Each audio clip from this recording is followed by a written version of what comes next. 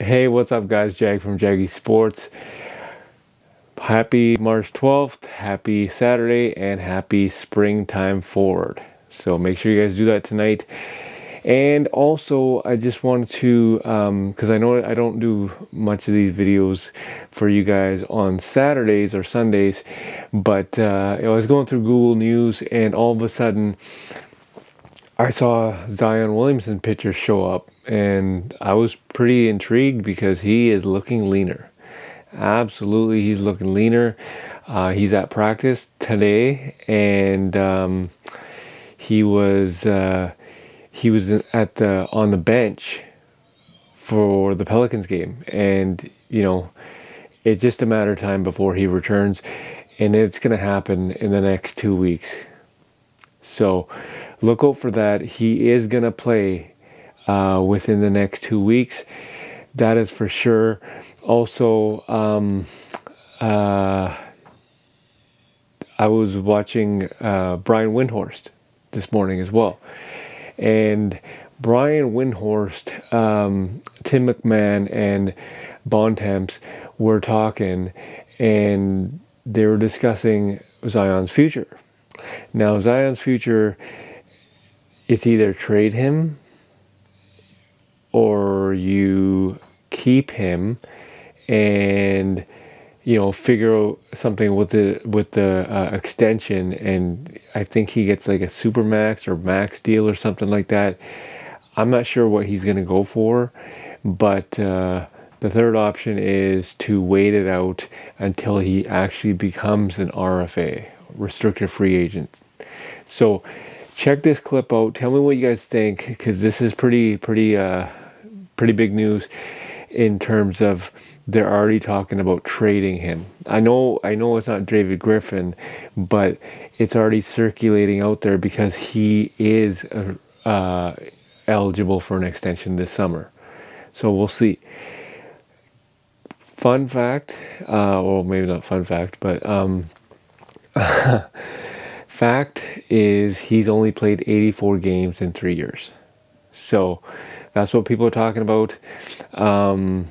That's why the option on the table is to trade him. So check this clip out. And Williamson came back to New Orleans. He's been away. He had been away for about 2 months. He lost a little bit of weight, did not have a boot on.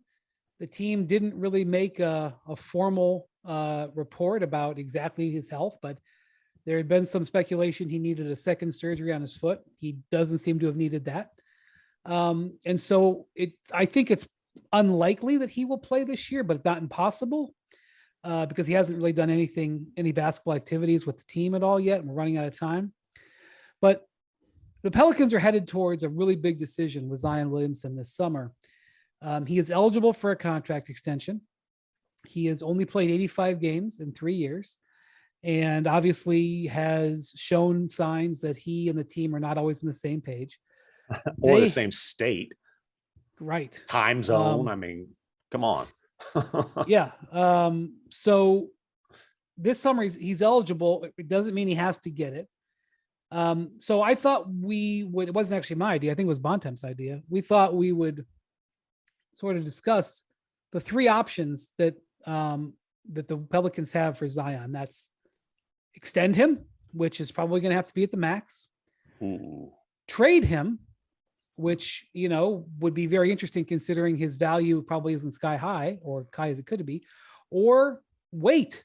If they wait and don't extend him, he would become an unrestricted free agent. They would have full match rights in 2020. No, he'd be a restricted free agent. I am so sorry. You are correct. Yeah. Yes, as they've restricted. Yes. I misspoke. Thank you for having my back. Well, Bontemps usually will wait a week and let the internet pile on you and then correct you. I'm at least going to do it in a moment.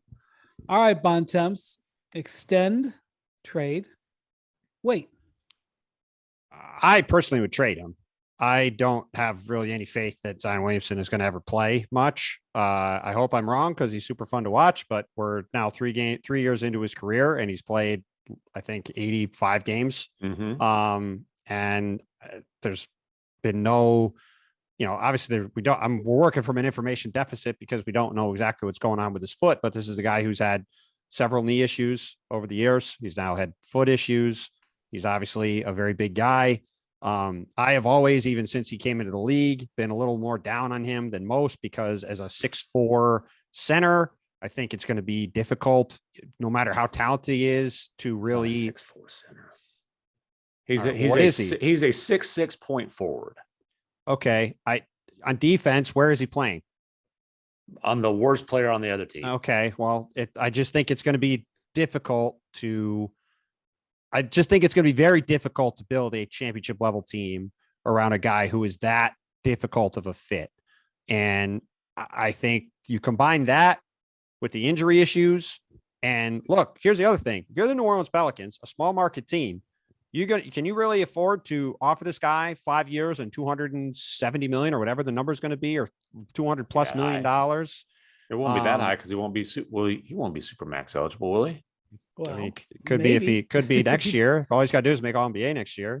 I think it will come down to how much poker Zion is interested in playing this summer. So if he really wants the extension and if he doesn't get it, he could threaten the qualifying offer. Now, I would argue he's not in a good bargaining position. The one thing that he's got is his qualifying offer is the largest qualifying offer in NBA history. It's $17.6 million.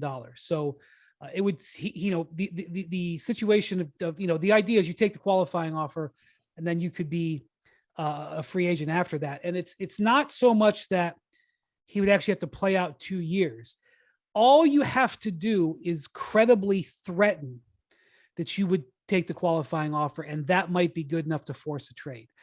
We can debate, though, about whether that's a credible threat for a guy who's played 85 games in 3 years. So that is going to be a factor in this. Mm-hmm. Is his representation, which is CAA, and his stepdad, Lee Anderson, do they want to get into that game with the Pelicans? If not, if they're not gonna cause that wave, I'm with you, McMahon. I wait. Yeah. Because I don't think you can get the best trade for him now. Well, and to be clear, on my end, I'm only trading him if I can get an offer that I think is worth trading him. Hey, what's up? So, you know what I mean? There you have it. You got them talking either trade him, RFA, or sign him to the extension this summer. So I mentioned, I think about a couple days ago, that he is going to play this season. And you know what I mean? Like, it's no secret that he's not going to play, because he is 100%. But for what reason? And I mentioned the fact that why is he playing with such few games left, right? I know he's better, but you got to take it from a perspective of strategy here.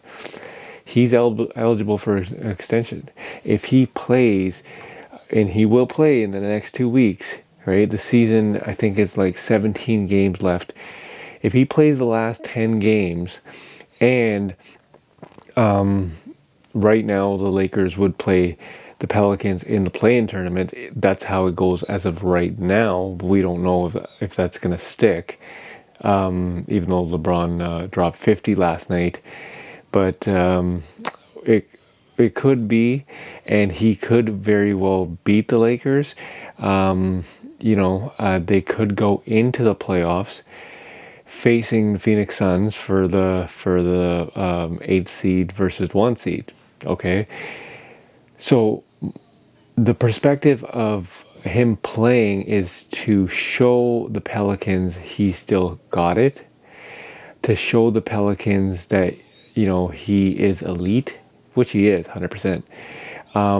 And they'll make the decision of either extending him, getting him a max contract or something like that.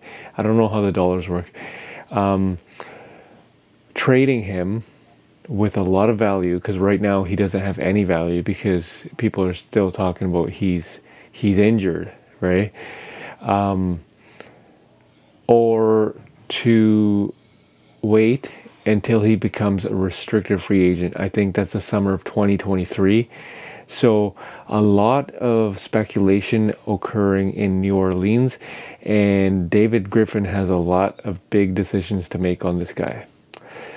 If any other developments come on board, I will let you know. And of course, this is Jag from Jaggy Sports. Have a great weekend and make sure you hit that springtime forward. Jag from Jaggy Sports.